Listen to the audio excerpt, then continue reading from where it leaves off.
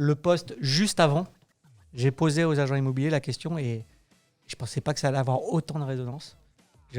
Pour l'anecdote, je donnais la purée à mon fils.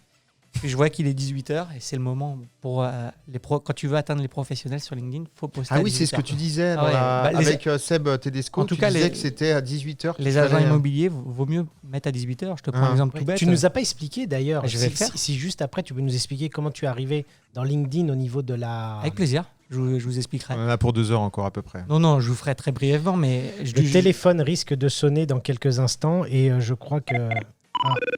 Il aime ça. Hein. C'est pas possible. Non, mais il faut comprendre pourquoi tu fais la blague. Parce que sinon, on voit que c'est une private joke. C'est qu'avant qu'on commence l'émission de radio, j'ai expliqué qu'à tout moment, ma femme était susceptible d'accoucher. C'est pour ça que j'ai laissé mon téléphone allumé. Et c'est aussi trouver une bonne excuse. Si jamais à un moment donné, ils m'embêtaient un peu trop avec leurs questions, j'aurais simulé l'appel et je serais parti en cours.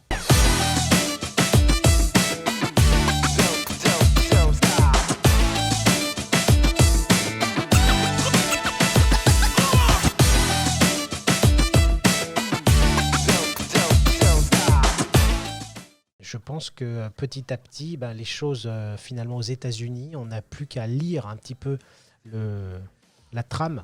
Et, oui, non. Tu sais, finalement, les réseaux américains... On ne sera jamais les États-Unis et les États-Unis ne sera jamais la France. Tu sais, c'est toujours ce qu'on me dit. Je te le redis aujourd'hui. Depuis que j'arrive dans l'immobilier, mais finalement, ceux qui ont imposé leurs règles, qui ont d'ailleurs mis leur fonctionnement, leur process, ce sont les réseaux américains. Mm-hmm.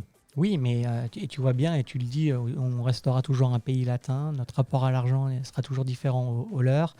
Nous, je pense que le PAP restera toujours à 30%. Est-ce que toi, tu prônes ça? C'est-à-dire est-ce que les gens qui sont nés en 87, et ceux qui sont nés en 90, et ceux qui sont nés en 2000, prônent la même chose, c'est-à-dire restons humbles et discrets, vaut mieux que je sois en Renault Dacia plutôt que rouler en belle voiture. Est-ce qu'on va toujours prôner ça ou sinon les latins vont commencer à changer? Alors déjà, pourquoi Olivier dit 87? Parce que je lui ai expliqué avant l'émission radio que j'étais né en 87, c'est ça? Ouais. Voilà. Donc, non, mais en fait, c'est pas est-ce qu'on prône... en fait, ça, je sais même pas si on peut chercher à changer, c'est juste un fait. Enfin, c'est comme ça chez nous. Donc c'est immuable. En fait, il faut juste le savoir. Après, ça ne t'interdit pas de faire ce que tu veux, de t'acheter ta BM, mais juste, tu sais comment ça se passe chez nous. Point. Oui, et alors après, ce que je veux dire, c'est qu'une fois que tu le sais, si jamais tu entends des gens qui râlent ou qui te jalousent, juste ce que j'entendais dire, tu es au courant, quoi.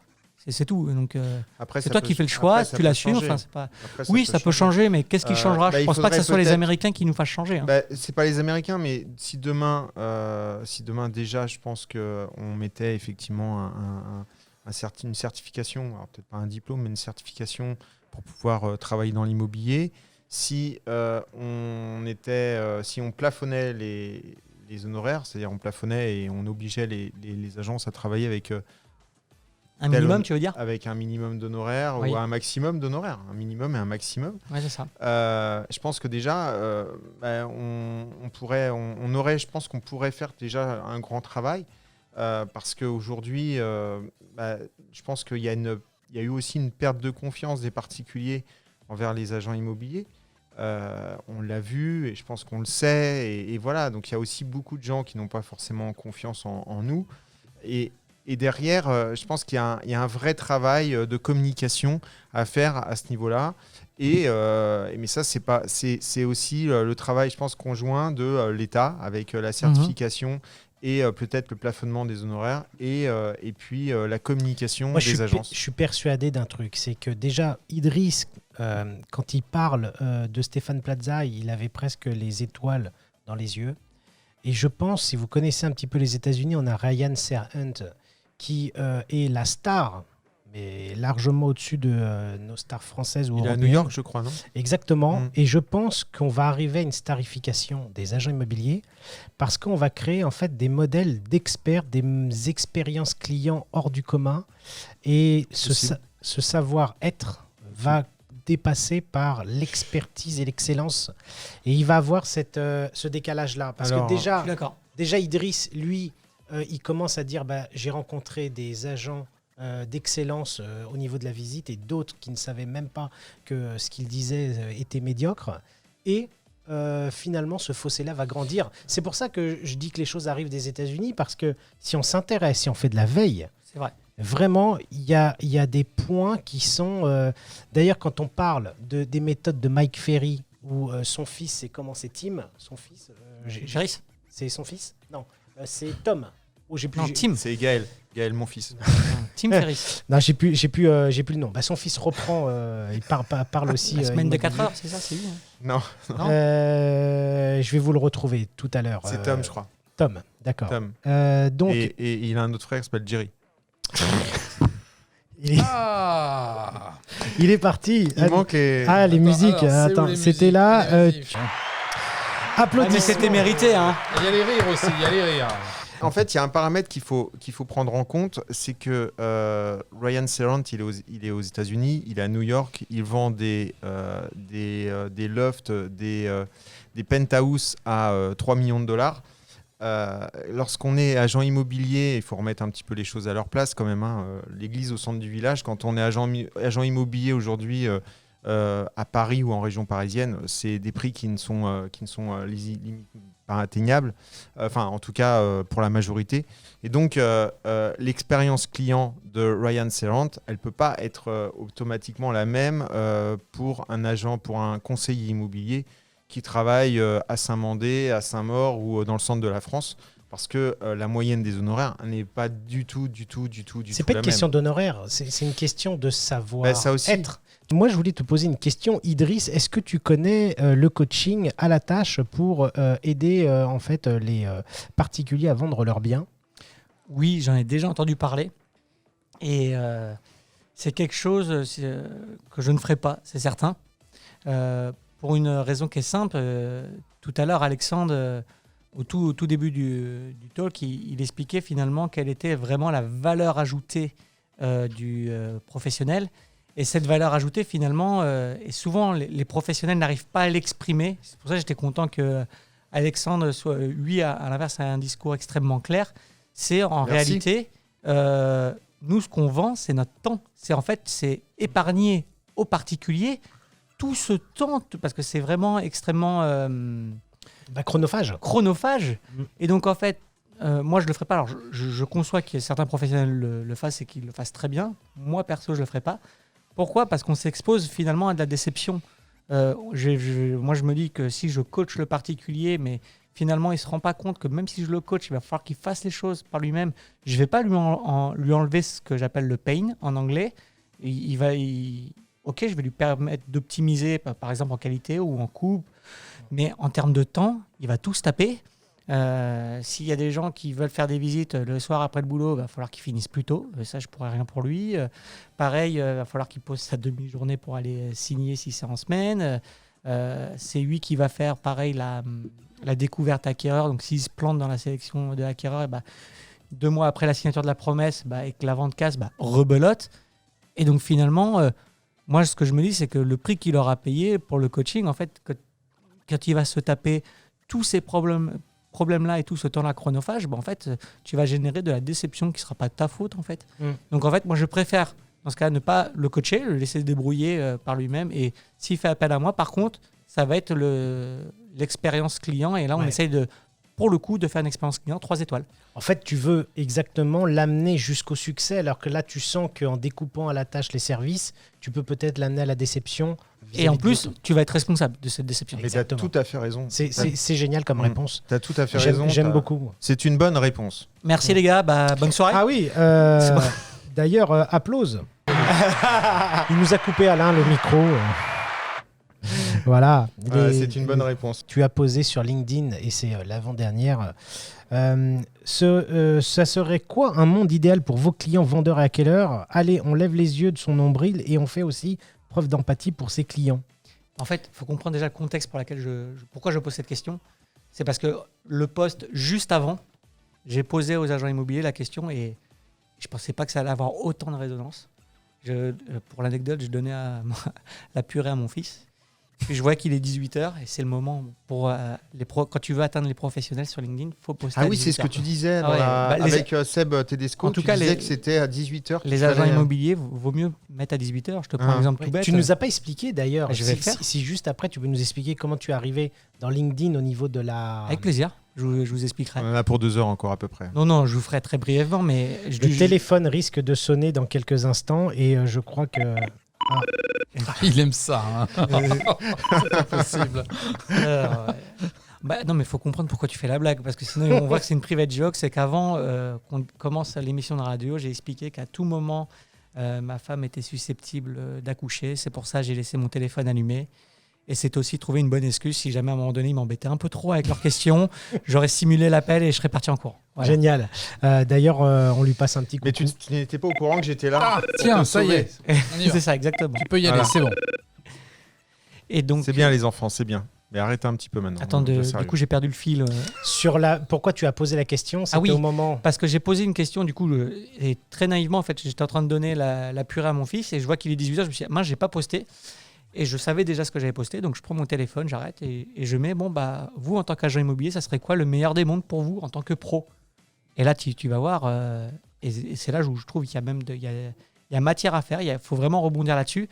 Quand tu vois que tous les agents immobiliers, et là, tu comprends et tu fais même preuve d'empathie pour eux, pour le coup, parce que tu vois, en fait, là, ils remontent toute leur souffrance. Et ils ont parlé énormément de partage. Ça parlait d'ordre, de créer un ordre.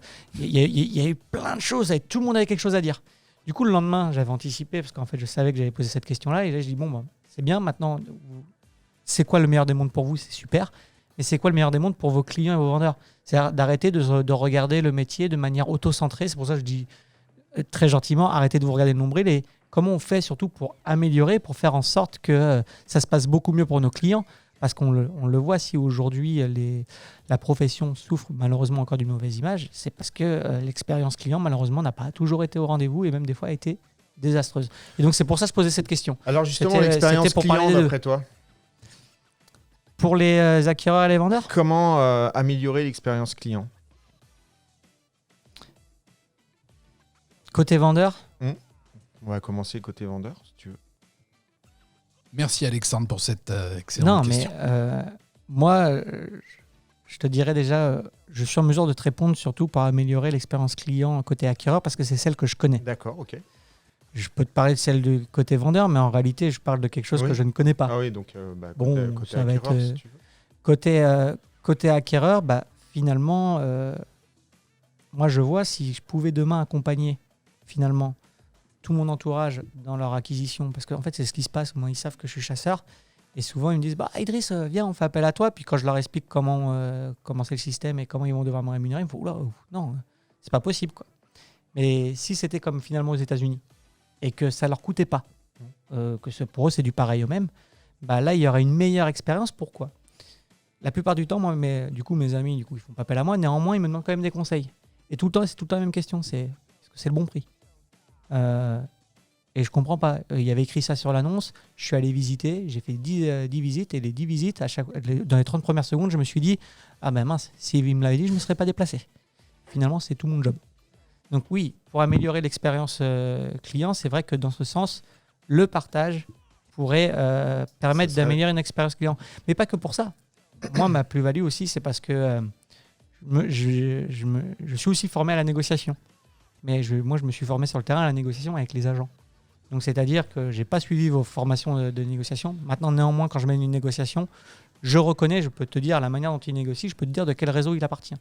On connaît et du coup, j'arrive à comprendre les leviers. Du coup, de manière générale, je vais toujours mieux négocier qu'un particulier. Et je pense qu'un acquéreur aussi a besoin d'un professionnel pour bien acheter, pour pas y passer trop de temps et justement pour faire là ou les 2 visites qui comptent. Parce que quand tu es un acquéreur, le problème, c'est que entre le moment où tu décides d'acheter et le moment où tu achètes, il se passe quand même beaucoup de temps. Et là, par exemple, je vois ma sœur qui est actuellement dans un processus d'achat. Elle le fait d'ailleurs par elle-même.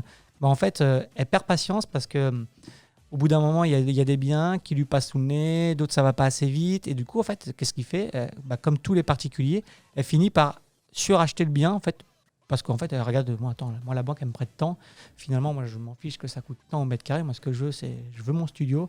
Du coup, j'achète à temps. Et c'est ce qui fait que c'est pour ça que les particuliers, d'ailleurs, payent plus cher, parce qu'en fait, ils regardent par rapport à leur budget, pas finalement par rapport au prix du marché, même si, in fine, c'est eux qui font le prix du marché. Moi, je pense que pour améliorer l'expérience client, oui, il faudrait que chaque acquéreur puisse être accompagné d'un professionnel. Pourquoi ? Parce qu'on parle toujours des primo-accédants, mais acheter, c'est un métier. Pareil pour vendre. D'ailleurs, on parle toujours des primo-accédants, mais on n'utilise jamais le terme de primo-vendeur. Je ne sais pas si ça se dit, mais ceux qui sont les primo-accédants, 5 ans, 10 ans après, ils deviennent des primo-vendeurs aussi. Oui. Et en réalité, ils rencontrent tout ce qu'ils découvrent. Ils disent, ah ben, attends, l'état daté, c'est payant. Ah bon, attends, il faut payer le diagnostic. C'est beaucoup de choses en fait qui ne sont pas au courant. D'ailleurs, quand tu es acquéreur, tu vas voir un courtier pour savoir où ta banque, combien tu peux emprunter. Qu'est-ce qui se passe ? Du coup, tu fais des visites. Déjà, ça prend du temps. Tu as fait 10 visites, tu as réussi à négocier, tu en as loupé. Ça y est, tu as ton offre d'achat qui est acceptée. Puis, tu as l'agent immobilier qui te parle et qui te dit le jour de la signature, bon, bah du coup, vous venez avec le séquestre d'un montant de temps. Plaît-il ? Un quoi ? Et ça, personne ne t'en a parlé avant. Comment ça ? Non, mais ma banque me finance à 110%. Ah oui, certes, mais il y a quand même 5% à donner. Mais, à sortir d'avance. Et ça, personne ne te le dit. Et du coup, des fois, personne te dit que tu peux négocier aussi. Oui, mais alors par contre, les notaires sont extrêmement réfractaires. Les notaires sont difficiles. Ah, oui, oui, bien sûr. Leurs clients également. Et même les agents immobiliers. Ça dépend du montant. Les agents immobiliers acceptent de le négocier pour le baisser au mieux, mais l'enlever totalement. Non. Parce qu'en fait, il y a deux choses. Il y a l'indemnité des 10% pour le caprice, et tu as le séquestre qui sont deux choses différentes. Ouais, souvent, les professionnels confondent les deux. En fait. Ouais, mais enfin, sachant que l'indemnité caprice, elle n'est jamais donnée en plus. Oui, c'est pour ça que du coup, le séquestre a de la valeur. Parce que c'est pour éviter d'aller chercher les sous quand il y a eu le caprice. Ils savent que ça va être compliqué. Voilà, ouais. Exactement. Idriss, peux-tu nous dire comment es-tu arrivé sur les réseaux sociaux et pourquoi as-tu voulu toucher les professionnels ? Alors, il faut comprendre pourquoi je suis allé sur LinkedIn. Je suis quelqu'un qui n'aime pas les réseaux. C'est ce que je te disais tout à l'heure. Tu vas voir mon Facebook ou mon Instagram. Je l'utilise à des fins personnelles. C'est très perso ce qu'il y a dedans. Professionnel, non ? Non. Mon Facebook et mon Insta. Facebook, il n'y a rien du tout. Mais tu vas sur mon Instagram, c'est la photo de mes vacances avec ma femme, mes amis. Il n'y a rien d'autre. Je ne parle même pas d'immobilier. Et il y a quelques photos. Je fais très peu de stories. Enfin, c'est rare. J'aime pas, en fait. Moi, je n'ai pas envie de me mettre en avant. C'est quelque chose que je fuis. Par contre, je suis consommateur. Je vais souvent voir ce que font les autres pour souvent prendre des nouvelles de mes amis. Et LinkedIn, c'est pareil. J'avais en septembre 240 abonnés exactement. Et j'y allais que juste pour regarder ce qui se passe. J'ai créé chasseurdagent.com pendant le confinement. Et j'avais un double enjeu. Donc, j'ai 2 cibles. Donc, ce sont les propriétaires vendeurs et les agents immobiliers. Les agents immobiliers, les professionnels de l'immobilier. Et je connais ma cible, je sais le message que je leur apporte à chacun. Après, il faut que je choisisse le canal. Et que je choisisse le bon canal. Parce que tu peux en prendre plein des canaux. Tu peux prendre Facebook, ça marche bien aussi avec les agents immobiliers. Tu peux prendre YouTube. Et au début, j'étais surtout focus sur comment m'adresser aux particuliers. Donc j'étais en train de rédiger des articles de blog pour être bien référencé sur Google. Puis c'est en étant sur LinkedIn et en voyant certains échanges entre professionnels, notamment les pros là, de IMO 2.0, Vincent Le Camus et Florian Mass, où justement ils étaient en train de faire un listing de quels étaient les pros de l'IMO qui marchaient sur LinkedIn. Alors moi, ça me faisait doucement sourire parce qu'il y en a un des deux qui venait de m'ajouter. Je me suis dit, si c'est moi qui cherchais, il se trompe complètement. Moi, je ne fais rien du tout. Et dans son post, il parle d'un certain Grégoire Gambato, qui est le CEO d'une société qui s'appelle Germinal, qui fait du gros marketing. Et à ce moment-là précis, il vendait sa formation sur LinkedIn. Qui est d'ailleurs sur Clubhouse. Oui, exactement. Et pour le coup, oui, on peut l'appeler le king de LinkedIn, même si tu n'es pas dans le marketing, dans le digital marketing. En fait, tu as forcément entendu parler de lui parce qu'il le fait marcher tellement bien et tellement fort que il a une énorme visibilité. Donc, je savais qui il était, mais je ne m'intéressais pas vraiment à ce qu'il faisait. Du coup, j'ai souscrit à cette formation. Donc, je n'ai vraiment rien inventé. Et je me suis juste contenté d'appliquer ce que j'ai appris pendant les 5 heures de formation en me disant, de toute façon, j'ai rien à perdre, je vais le faire. Il faut quand même avoir le contenu tape, qui résonne auprès Est-ce des que tu oreilles. utilises la méthode AIDA? Pas tout le temps. Je devrais, hein, mais les fois, forcément, si tu regardes les postes qui marchent le mieux, c'est là où je respecte le framework AIDA. C'est extrêmement important, surtout le A pour l'intention. La première phrase, Vous pourriez nous rappeler les définitions des lettres? AIDA, c'est en fait, Attention, c'est ce qu'on intérêt. appelle, quand tu construis ton écrit, c'est de comme- respecter ce framework en fait, pour en fait, que le lecteur aille jusqu'au bout de la lecture. Donc le A, c'est le attention, c'est ta première phrase, c'est parce que dans le fil d'actualité, les gens ils scrollent, et pour que lorsqu'ils voient ta première phrase, qu'ils arrêtent déjà de scroller et qu'ils aient envie de cliquer sur savoir plus. C'est ça. Et par exemple, une technique toute simple, et c'est marrant parce que tu crées ton post dans un premier temps sans te préoccuper de cette première phrase. Puis, pour trouver une première phrase d'accroche qui arrête tout le monde, généralement, moi, ce que je fais sur cette première phrase, j'écris exactement l'inverse de ce que j'ai écrit dans le post. Parce que souvent, ça choque. Donc souvent, qu'est-ce qu'ils font les agents? Ils font, non, mais il n'est pas sérieux, qu'est-ce qu'il On raconte? peut utiliser En savoir aussi, plus. tout à l'heure, C'est intéressant de la pain. le tips qu'ils viennent de donner. Oui. C'est intéressant. Mais parce attends, que- c'est dangereux, hein, parce que moi, je fais ça, et puis tu te rends compte dans les commentaires qu'il y en a qui se sont arrêtés qu'à la première phrase. Et puis du coup, je suis obligé de leur dire, non, mais s'il te plaît, lis la suite. Parce qu'en fait, Mais il y en a beaucoup qui font ça, et c'est oui. vrai que ça fonctionne, bien sûr. oui. Parce que tu as envie d'en savoir plus, quoi. Par exemple, Ouais, un- oui, toi, tu vas aller plus et ils viennent de dire que certains Bah, s'arrêtent. oui, il y a des gens qui vont s'arrêter, mais après, ce qui est intéressant, c'est ceux qui veulent en savoir plus. Après, C'est ceux ça. qui s'arrêtent, ils s'arrêtent, mais bon, c'est peut-être pas ta cible finalement. donc, et une fois qu'ils ont cliqué sur en savoir plus, comment faire en sorte qu'ils vont continuer à lire? Faut que la deuxième ligne donne envie de lire la troisième et ainsi de suite. Et donc, il y a ce qu'on appelle en anglais un framework, c'est-à-dire un modèle à suivre. Donc, AIDA, le A, c'est l'attention, c'est-à-dire la première phrase. Ensuite, le I, c'est Intérêt. montrer en quoi c'est de l'intérêt. Donc là, je vais tout de suite montrer, moi, que je m'adresse aux agents immobiliers. Donc là, je rentre les pieds dans le plat dans le sujet. Je parle d'immobilier, je parle de pige. Ce qui les intéresse. Exactement, je parle de rémunération. Là, comme ça, j'ai un intérêt. Ensuite, tu as le D de désir. Donc, c'est-à-dire là, tu fais monter la sauce, justement. Et ensuite, tu as le A de, je sais plus c'est quoi. Action, oui. Et là où tu mets un Avantage. call to action. Et c'est là où tu mets ton call to action. Donc, c'est soit C'est ça. commenter un maximum, soit télécharger ce truc, ou enfin ce que tu veux. Mais Exactement. en fait, le but de tous ces posts, c'est d'appeler à action. Donc, moi, c'est aller C'est sur mon utilisé site. par tout le monde en fait. Hein. Exactement. Tous les mails, toutes les personnes qui vendent des formations, Exactement. etc. utilisent la méthode AIDA. Il y en a d'autres, hein. Mais Il y c'est en a vrai d'autres, qu'au début, c'est vrai que j'étais rigoureux, je le suivais et j'en ai vu les résultats. Tu me disais que je suis apparu un peu comme un extraterrestre. C'est pour ça que moi, j'ai pas l'impression en fait d'avoir fait quelque chose d'extraordinaire. Je me suis juste. Non, en fait, je pense que ce qui est extraordinaire, c'est que les sujets, les gens les connaissent, ces sujets-là, mais en parler, c'est tabou. Parler des conflits mandataires, agences, c'est tabou sans créer une guerre. D'ailleurs, moi, j'aimerais bien faire un débat avec les présidents de réseaux d'agences traditionnelles et puis les présidents de réseaux mandataires pour les convier parce que à chaque fois, l'un en met sur l'autre et ainsi de suite. Et donc, finalement, personne s'est posé la question. Et d'ailleurs, ce serait peut-être le cas d'un autre poste. C'est si j'étais un jour, je me réveille et je suis dans la peau de l'autre partie. Je suis une agence traditionnelle, je suis un mandataire ou je suis un mandataire et je travaille en agence traditionnelle. En fait, Olivier, Comment je le vivrais? toi et moi, on crée du contenu. Toi avec ta radio, moi avec LinkedIn. Ce débat-là, ça nous sert. Ça nous sert énormément parce que tous les professionnels aiment en parler. Ça déchaîne les passions, ça génère beaucoup d'émotions.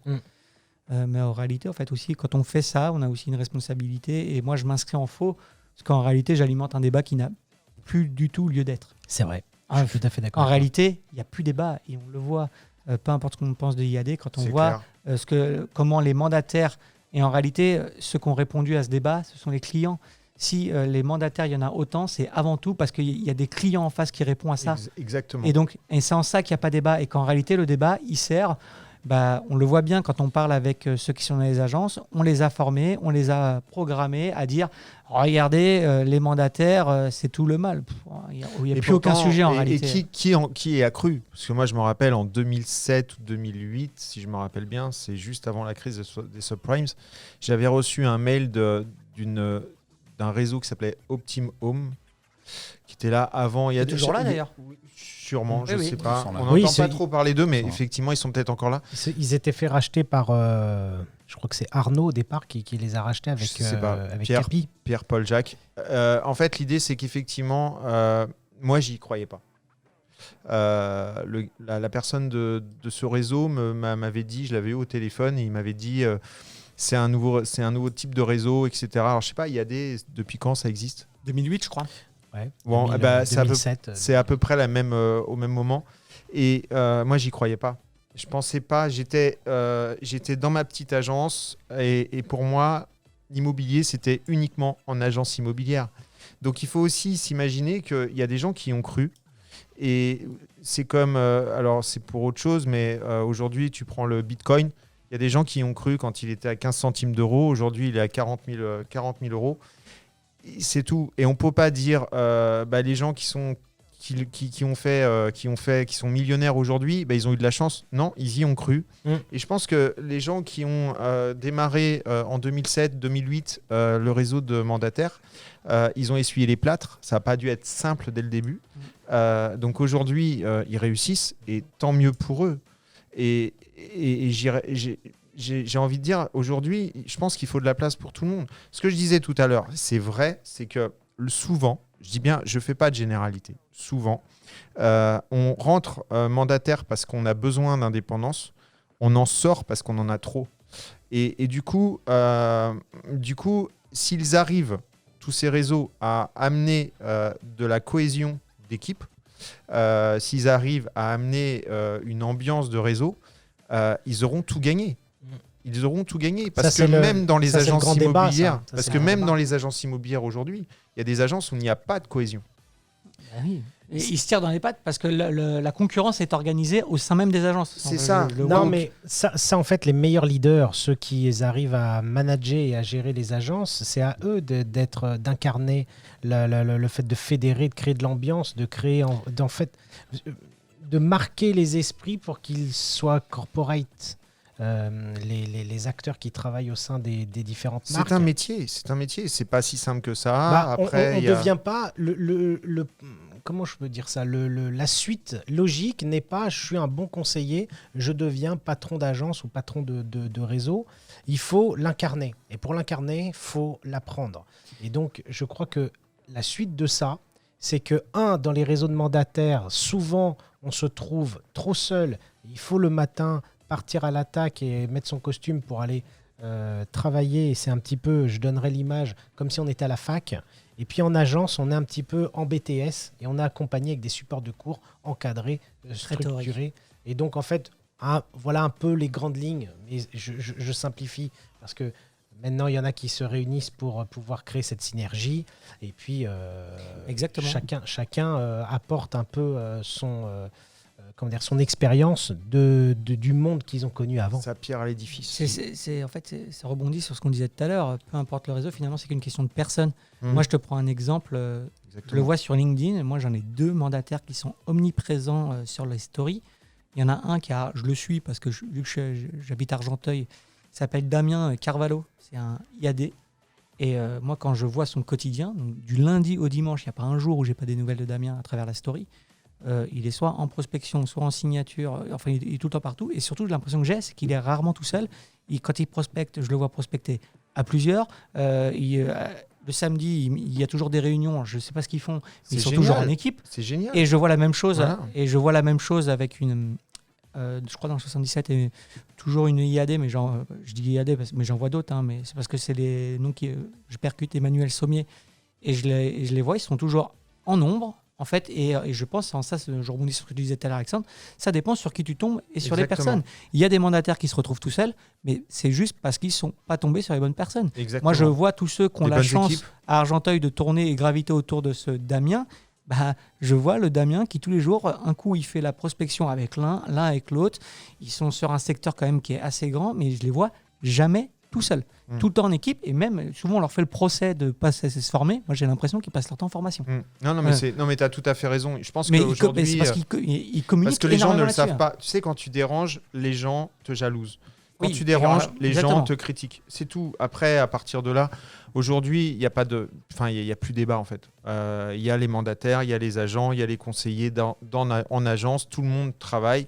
Il y a des bons et des mauvais. Je l'ai dit tout à l'heure. Aujourd'hui, clairement, il n'y a plus débat en fait.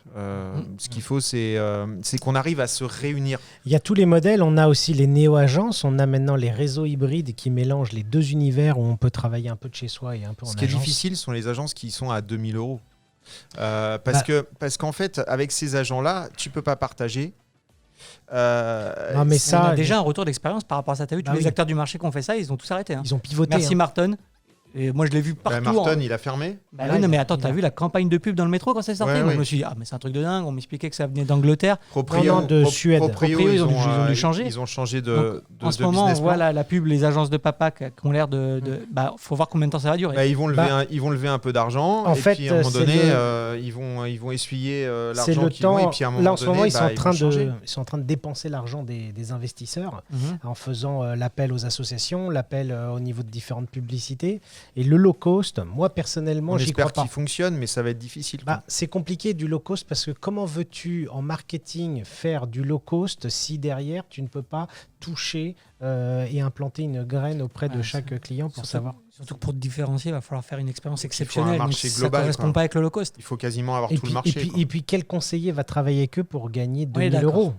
€? Tu te dis mince à la fin. Ce sont des salariés, je suppose, après je les connais pas, mais dans ces boîtes, je pense que ce sont des salariés Je crois comme pas. ils étaient chez Proprio Chez Proprio, c'est des salariés? avant, dans le business model d'avant. Ah, je pensais oui. que c'était des auto-entrepreneurs Non, aussi. ils étaient salariés et du coup, ils avaient une récompense Ouais. à la vente. Mais finalement, tu es en train de donner des points qui sont importants. C'est que s'ils veulent poursuivre les agences de papa, déjà le nom au niveau du branding, je le trouve étonnant. C'est toujours. C'est un branding. C'est Après, le leur, hein, tu sais, c'est leur le leur. show, hein. C'est le leur. Oui, d'accord, ok. Bon, bah alors on va l'appeler les agences de Tata. Il y a Mamie Burger, il peut avoir les papas immobiliers. Tu as la critique facile, Olivier, aujourd'hui. J'aime beaucoup, mais moi, Il est très taquin aujourd'hui. Non, il est moi- très- moi j'ai besoin de dans une marque que ça Heureusement qu'on est là m'interpelle. pour équilibrer le débat quand même. Hein. Idriss, t'es d'accord avec moi? Donc finalement, tu nous apportais leur évolution. C'est que s'ils veulent recruter, ils vont devoir faire des changements de modèle. Je sais pas, j'en sais rien. Tout ce que je sais, c'est que Marton a fermé, Proprio a été obligé de changer de modèle, et je pense d'autres. À un moment donné, si tu offres alors je sais pas s'ils font eux, hein, mais moi je parle pour Proprio. Si tu offres les photos déjà faites par un professionnel, ça te coûte déjà 200 € par mandat. Si tu es à 2 000 € TTC, il te reste combien 1 600 € hors taxe. Tu as déjà 200 € de photos. Tu vas prendre toute la vie de l'agence parce que voilà, la publicité, la communication, etc. Tu vas me dire combien ça coûte. Et si en plus derrière, il faut que tu payes tes agents, moi je pense qu'un mandat leur coûte de l'argent. Au final, un mandat doit leur coûter de l'argent. C'est-à-dire qu'eux, ils ont prévu sur un nombre énorme. Oui, leur politique, c'était on va faire un coup de poker. Ça ne peut fonctionner que si on prend. C'est un peu comme la gestion. Si tu loues 2 ou 3 appartements, si tu fais la gestion, tu gagnes pas ta vie. Tu perds même de l'argent. Par contre, au bout de 100, 150 ou 200 lots, tu commences à sortir un petit peu la tête de l'eau. Là, c'est pareil. Ils se sont dit si on ne prend pas le marché, ça fonctionne pas. Le modèle économique, on n'y arrive pas. Winner take all. Mais oui, mais sauf qu'ils n'arrivent pas à prendre le marché. C'est Sinon, pas possible. Ça serait fait déjà depuis longtemps. Bien sûr, c'est pas Exactement. possible. Parce qu'en fait, là, ils sont de plein front au PAP. Et le PAP, il souffre parce que son abonnement, son montant de coaching à 690 €, il est concurrencé par Le Bon Coin pour 0 €. On a la même chose, grosso modo. Non, parce qu'ils ont quand même les photos, les photos faites Matterport, la visite virtuelle, etc. à ce prix-là. Oui, d'accord, mais pourquoi pourquoi le Bon Coin, en fait, tu prends tes photos avec ton appareil et puis c'est pas tout à fait la même chose. c'est pas la même chose, mais est-ce effectivement. que le client, lui, il est Il y a une sensible expérience à ça? client qui est différente déjà. Quand tu prends une visite virtuelle, t'es dans l'expérience client. Même si on reste dans l'outil, tu es quand même dans une expérience client. C'est-à-dire que tu peux offrir à une personne soit une pré-visite, soit une revisite. La personne, elle visite le bien, elle veut le montrer à sa maman ou son papa. Et elle dit tiens, je t'envoie le lien et la personne peut lui montrer. La dernière fois, propriétaire, moi, une fois, j'ai eu une réflexion. On me disait bah oui, la pré-visite, c'est bien pour vous, ça vous aide à vous, ça aide les clients, mais moi, bon, ça m'apporte rien du après, tout. C'est son avis. C'est son Bien avis. sûr que si, hein. ça l'aide parce qu'il peut très bien se rendre compte tout de suite que ça lui plaît pas. Aussi. Et c'est une meilleure qualification pour. Donc vous êtes en train de l'agent dire que si je prends la prévisite, je perds des clients. Bah non, Messieurs les conseillers tu es en immobiliers. train de perdre ceux en fait qui n'achèteront pas en fait l'appartement. Qui n'auraient pas acheté et du coup tu gagnes du temps. Exactement. Et du coup tu peux leur proposer autre chose. Moi je pense qu'aujourd'hui on n'est plus à la mode à l'école de je prends tous les clients, je leur fais des visites. On en parlait tout à l'heure où Idriss disait que y avait des conseillers qui faisaient visiter n'importe quoi même si ça correspondait pas. Aujourd'hui je pense qu'on n'est plus à cette école-là. Je suis 100% d'accord avec toi. On était à l'école, je m'en rappelle, moi j'ai démarré en 2001, il fallait faire 3 visites. Il y avait le bien qui correspondait pas du tout, le repoussoir, le bien qui correspondait et puis l'autre qui était moyen. Enfin voilà. Et donc il fallait absolument avoir ces 3 visites pour pouvoir visiter. C'était l'ancienne école. C'était le moment où on faisait les retours de visite, on fermait l'agence, on les mettait dans le bureau, on montait le chauffage, et puis on commençait. Alors, dis-moi dans quelle école tu étais. Non, mais ce que je veux dire, c'est que bizarre. Ce que je veux dire, c'est que je pense qu'aujourd'hui, les gens n'ont plus besoin de ça. Aujourd'hui, je pense que les gens, au contraire, si on prend le soin de leur demander réellement ce qu'ils souhaitent et qu'on prend le soin de leur montrer un bien qui correspond à ce qu'ils souhaitent, ça suffit largement. Et ce qu'il faut simplement, c'est faire une bonne découverte.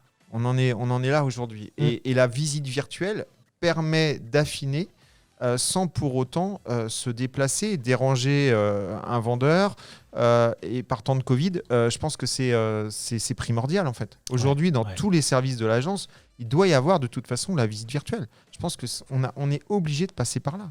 On n'a pas d'autre choix aujourd'hui. En fait, là, tu vas être old school versus new school. Donc, les gens qui aiment toucher le parquet, qui aiment faire les visites, qui aiment sentir, qui aiment convaincre les clients vont être embêtés par tes propos. Non, je n'ai pas dit qu'on ne visitait pas. Oui, mais en fait, tu fais une pré-visite et puis toi, tu les guides en gardant le lien avec ton client, permettant ainsi de leur dire, bah voilà, le bien que j'ai sélectionné pour vous, je l'ai sélectionné parce qu'il y a telle chose. Vous m'avez demandé une grande cuisine, la voici. On a un îlot central, on a un cadre de vie comme ça. Donc, tu vas pouvoir le décrire et puis le client il va te dire, ah bah écoutez, Alexandre, franchement, oui, ça me plaît bien, je veux le voir en vrai. Et là, tu passes dans une seconde étape.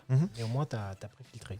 Moi, je ne pense pas que ça soit une question de old school et new school. Moi, je pense que c'est la concurrence accrue qu'on connaît maintenant, en fait, est favorable aux clients, puisqu'en fait, elle pousse tous les professionnels à augmenter le niveau, tout simplement. Donc, forcément, tout ce que tu viens de décrire n'a plus lieu d'être. Parce qu'ils sont obligés, justement, d'éviter de faire perdre du temps aux clients. Pourquoi ? Parce que si tu leur fais perdre du temps, eh ben, ils vont à l'agence à côté. Ils vont ailleurs, en fait. Donc, en fait, tout ça, c'est pas new school, old school, c'est l'écosystème n'est plus le même. La concurrence n'est plus le même. C'est ça, le marché, il a complètement la concurrence. On n'est plus du tout dans les mêmes objectifs, on n'a plus du tout la même vision, en fait. Est-ce qu'en 2000, on parlait d'expérience client, quoi ? Moi, on m'a jamais parlé d'expérience client en 2000, quoi. Ça n'existait pas, en fait. Mais tu vois, moi, pour connaître l'expérience client acquéreur à Paris, il y a encore là au plus fort de la hausse du marché, l'expérience client acquéreur à Paris était désastreuse. Pourquoi ? Parce que en fait, vu que tout l'enjeu était sur la prise de mandat et que quoi qu'il arrive, le bien va sortir, je peux t'assurer que tu fais face à des agents immobiliers. Moi, j'en ai déjà qui m'ont dit, bon, bah, écoutez, je vais sur le balcon, je voyais le pro aller fumer sa clope, allez visiter. Oui, mais en fait, sans contrefiche. Et tu vois des pratiques vis-à-vis des acquéreurs sur Paris, parce que vu que c'est un marché de vendeurs, et l'expérience client sur Paris en tant qu'acquéreur est désastreuse à cause de ça, parce qu'en réalité, on s'en contrefiche. Et il est là le problème. On s'en contrefiche parce qu'ils n'y voient pas l'intérêt. Jusqu'au qu'en moment où le marché se retourne. Parce qu'il n'y a Exactement. que ceux qui ont connu Et là, on y est. Il y a que ceux qui ont connu 2008 ou 2009, enfin fin 2008, début 2009, qui peuvent comprendre ce que c'est qu'un marché qui se retourne. Après, avant, il y avait la guerre du Golfe, mais là, on arrive vraiment trop loin. Moi, j'ai connu cette période-là de la guerre du Golfe. Je suis arrivé en 96. Il n'y a plus un appel client. Et en 96, on trouvait des mandats à foison et on avait du mal à avoir les acquéreurs. Et donc, il y avait Ça plus avait un du appel sens de client. partager à l'époque. Et les crédits étaient chers. Allez, j'arrive à la fin de notre débat et puis j'ai la question finale pour Idriss, c'est de savoir comment tu vois le métier de l'immobilier dans les 3 ans ou dans les 5 ans à venir. Est-ce que tu penses que l'agent immobilier va être remplacé? Est-ce que tu penses qu'on va avoir un jour des robots qui vont s'occuper des visites? Comment vois-tu le futur? Comment vois-tu l'évolution pour qu'on puisse performer? Par exemple, je te donne une idée. L'intelligence artificielle, en ce moment, elle a réussi à faire des progrès énormes pour détecter des diagnostics de cancer du sang, par exemple, que les humains, les docteurs mettaient 1 semaine de plus à chercher le temps de diagnostiquer. Il a réussi en quelques heures à diagnostiquer le bon diagnostic. Est-ce que tu penses que l'intelligence artificielle... Je vais te prendre un parallèle. Quand tu prends le parallèle avec les médecins, et à chaque fois que je parle des agents immobiliers ou de l'immobilier, j'aime bien faire un parallèle avec les taxis. Parce que c'est 2 professions vraiment mal vues encore ici. Et on regarde ce qui s'est passé avec les taxis. Et c'est un peu pareil avec l'immobilier. La seule chose sur laquelle ils se concentrent, c'est de protéger le nom, l'appellation taxi. Tu parles avec un taxi, moi je ne les prends plus les taxis, par principe, mais quand je parle avec un taxi, tu lui parles d'un Uber, il va t'expliquer par A plus B que son métier est totalement différent que le Uber. Et que c'est pareil pour les motos, qu'on ne peut pas appeler moto-taxi. Si tu regardes du coup là, quand il y a eu l'arrivée d'Uber, du coup les taxis ils ont été obligés de changer quand même un petit peu. Donc maintenant ils t'offrent un peu à boire, ils acceptent tout le temps la carte bleue, alors qu'avant si tu n'avais pas la monnaie, tu te faisais carrément engueuler même par le taxi. Eux, l'expérience client, ils s'en fichaient. Ouais. Tu te rends compte quand même qu'il y a... Encore maintenant, il y a des taxis, quand tu les appelles parce qu'ils sont à l'autre bout de la ville, ils te facturent le temps pour venir jusqu'à chez toi. C'est international, cette expérience client là, je ne sais pas. Mais du coup, quand tu arrives sur Uber, ou par exemple, tu vois que la G7, pendant tant d'années, ils ont exercé justement leur métier de manière tellement caricaturale, ils avaient quand même un gros pactole, beaucoup de millions, ils auraient pu l'investir justement pour devenir ce nouveau Uber, mais ils ne l'ont pas fait. Quand Uber est arrivé, d'ailleurs, ils ont copié l'application Uber, sauf... un seul écran qui était la notation de leur taxi. C'est ce qui importe finalement sur Uber.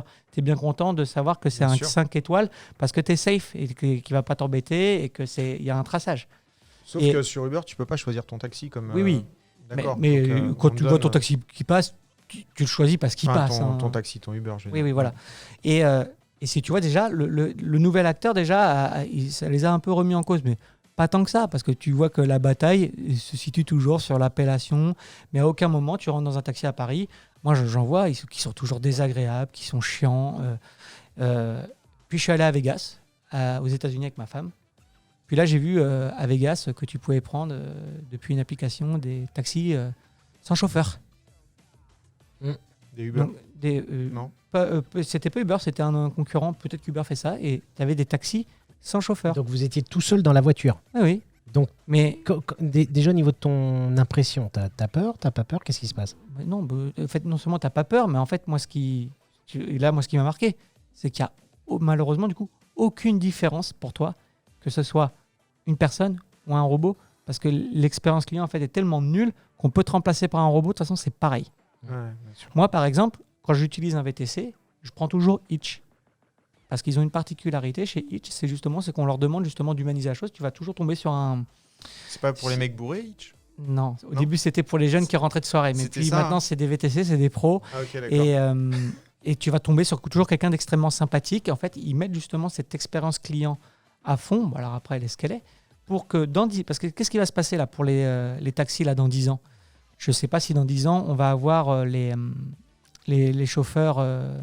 Les taxis sans chauffeur, mais ce que je sais, c'est que quand ils vont arriver sur Paris, là, à ce moment-là, les taxis ils vont arrêter de faire la guerre au Uber, à ce moment-là, précis. Ils vont s'unir. Ils vont s'unir en se disant « Ah putain, on se fait prendre des parts de marché par les robots », mais à ce moment-là, il sera trop tard. C'est vrai. Et là, ils vont pas totalement disparaître, mais leur part de marché, par contre, ils vont s'en faire bouffer une énorme. Pour moi, c'est ce rapport à la nouvelle technologie pour les agents immobiliers, c'est pareil. Si aujourd'hui, les professionnels, que ce soit agences, mandataires, ils continuent à non, c'est pas le machin, et qu'en fait, on ne se focus pas sur rendre l'expérience client exceptionnelle, je parle pas juste d'une bonne expérience, c'est-à-dire que demain, quand j'appelle Olivier parce que je sais que ça va être canon avec Olivier. Et bien demain, si on réussit, nous, en tant que professionnels, à faire ça, demain, en réalité, on sera quand même disrupté, je ne sais pas par quoi, je ne sais pas par qui. Néanmoins, la part de marché sera toujours moindre parce qu'on aura réagi avant. Si dans 10 ans, on arrive avec l'intelligence artificielle qui a pour but de nous remplacer, il ne nous remplacera jamais totalement, mais par contre, nous prendra plus de part de marché. La part de marché du PAP restera à 30%, et ben ça sera sur nos 70% à nous. Si on veut que on garde ces 70% au maximum, et ben en fait, en réalité, on devrait tous s'unir. Comment on fait? Et ça va passer forcément par déjà d'être peut-être un peu plus corporatiste, c'est-à-dire on a un confrère à côté, c'est un concurrent, mais justement pour notre intérêt, pour la meilleure expérience client, on ne va pas se tirer dans les pattes parce que ça va être néfaste pour l'expérience client et à la fin, il ne faudra pas s'étonner si les clients se détournent de nous. Voilà, moi, mon opinion. Dans 5-10 ans, j'en sais rien en réalité, mais je pense que dès aujourd'hui, et je pense qu'il y a de quoi faire, parce qu'on le voit en plus, l'évolution avec les mandataires et cet aspect où on passe plus maintenant, on enlève toute l'image. Bon, on parlait justement, c'était le nom by KW, on parlait tout à l'heure. Chaque professionnel est en réalité sa propre vitrine et c'est son fonds de commerce, c'est son nom. Et pour que ton fonds de commerce, ça soit ton nom, et ben ça passe que par le savoir-être. Enfin, la boucle est bouclée, quoi. Donc voilà mon opinion sur. Merci beaucoup, Idriss. Eh ben, écoute, c'est super. Moi, j'ai beaucoup apprécié notre échange et je suis très content de rencontrer des gens ouverts. Merci, Olivier. Je savais que j'étais ouvert. Merci Alexandre d'être là. Je voudrais juste dire un truc. Je ne pense pas qu'on risque d'être remplacé par l'intelligence. Il y a deux écoles. Il y a Bill Gates qui lui se dit que faites attention, on a peur d'être remplacé, et Elon Musk qui dit non, on va être augmenté. Et donc en fait ces deux écoles-là font que ça diverge sur la partie intelligence artificielle. D'ailleurs, j'avais une petite chose à dire par rapport à ça. Tout à l'heure, tu disais que tu avais interviewé plein d'agents immobiliers et du coup que tu avais finalement créé le profil type de l'agent immobilier. Contacte Elon Musk. Il va peut-être pouvoir nous créer l'agent immobilier idéal. J'en ai décelé 3 types d'agents et on va dire... J'en avais fait un post justement qui avait plutôt bien marché. Moi, je les catégorise en 3 catégories. C'est ma propre répartition. C'est selon l'Institut Idriss Rira, pour le coup. Je dirais qu'il y a 10% des agents immobiliers, c'est ce que j'appelle les Uber.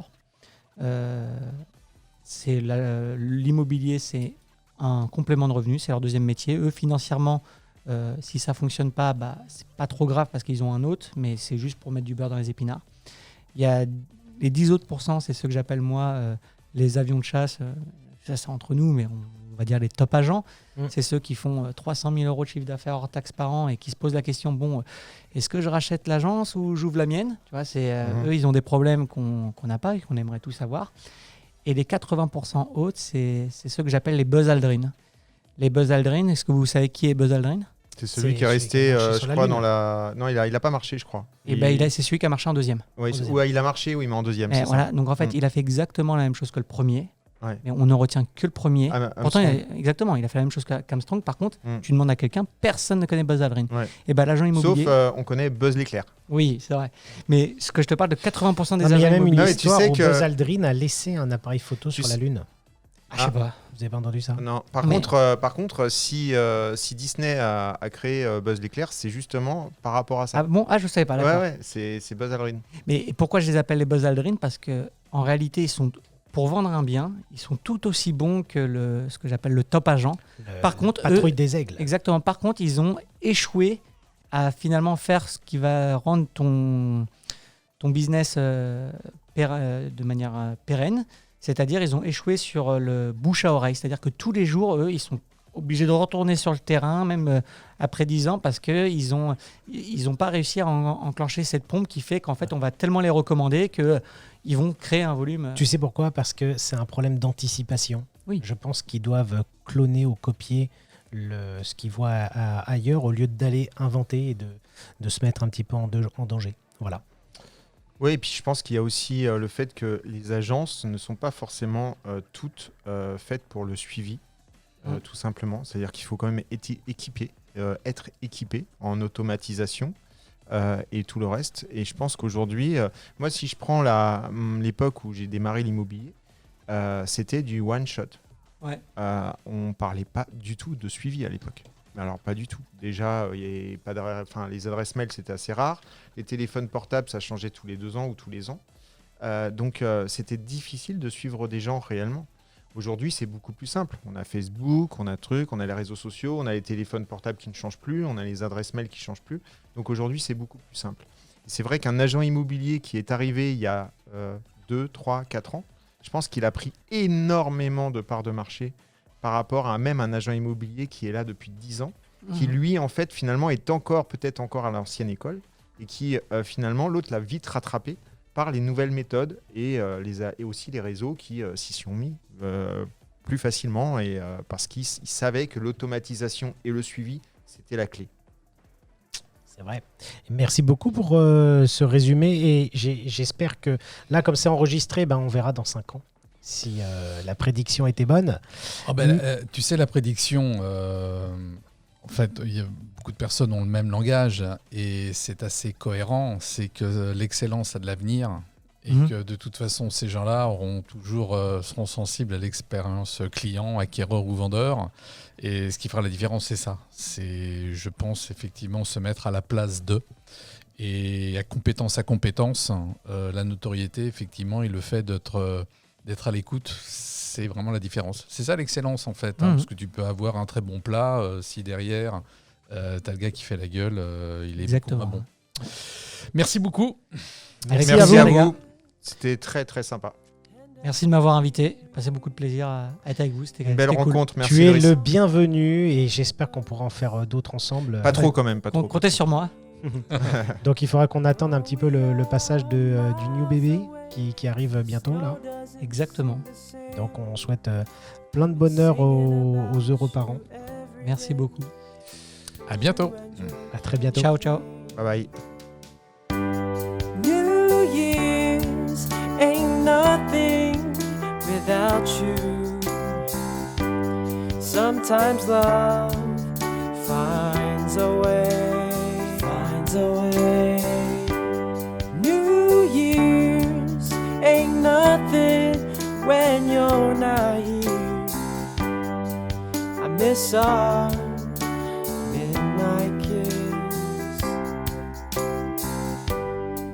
on the bridge that night under the starlit sky. We kissed our goodbyes. I waited for this year to end. New Year ain't nothing without you. Sometimes love finds a way.